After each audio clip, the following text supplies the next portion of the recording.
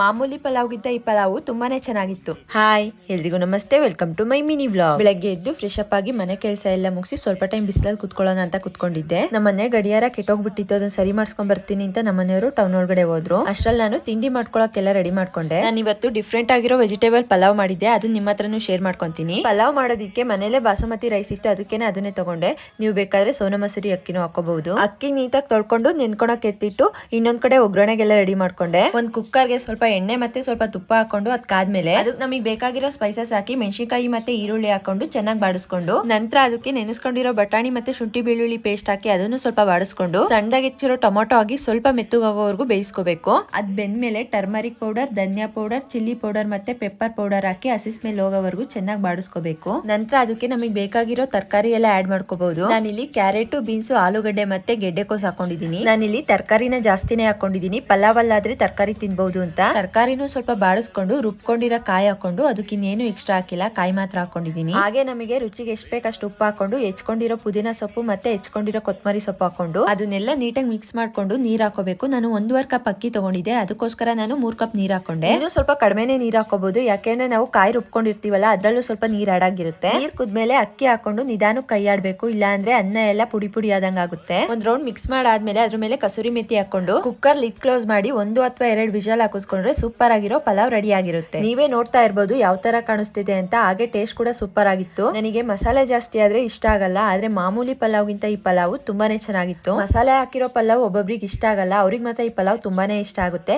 ಹಾಗೆ ಮಾಡ್ಕೊಳ್ಳೋದು ಕೂಡ ತುಂಬಾನೇ ಈಸಿ. ನೀವು ಒಂದ್ಸಲಿ ಟ್ರೈ ಮಾಡಿ, ನಿಮ್ಗೂ ಕೂಡ ತುಂಬಾನೇ ಇಷ್ಟ ಆಗುತ್ತೆ. ತಿಂಡಿ ಎಲ್ಲ ಮುಗಿಸ್ಕೊಂಡು ತುಂಬಾ ದಿನ ಆಗಿತ್ತು ಅಂತ ಒಂದ್ ಗ್ಲಾಸ್ ಟೀ ಮಾಡ್ಕೊಂಡ್ ಕುಡ್ದೆ. ಮಧ್ಯಾಹ್ನ ಹಾಗೆ ಮೆಹಂದಿ ಕ್ಲಾಸಿಗೆ ಹೋಗಿ ರೆಡಿಯಾಗಿ ಆಟೋ ಇಟ್ಕೊಂಡು ಮೆಹಂದಿ ಕ್ಲಾಸ್ ಹತ್ರ ಹೋದೆ. ಪ್ರಾಕ್ಟೀಸ್ ಮಾಡ್ಕೊಂಡು ಮನೆಗೆ ಬಂದು ಈ ದಿನ ಏನ್ ಮಾಡಿದೆ. ಈ ವ್ಲಾಗ್ ಇಷ್ಟ ಆದ್ರೆ ಒಂದ್ ಲೈಕ್ ಮಾಡಿ, ಮರಿದೆ ಫಾಲೋ ಮಾಡ್ಕೊಳ್ಳಿ. Thank you all.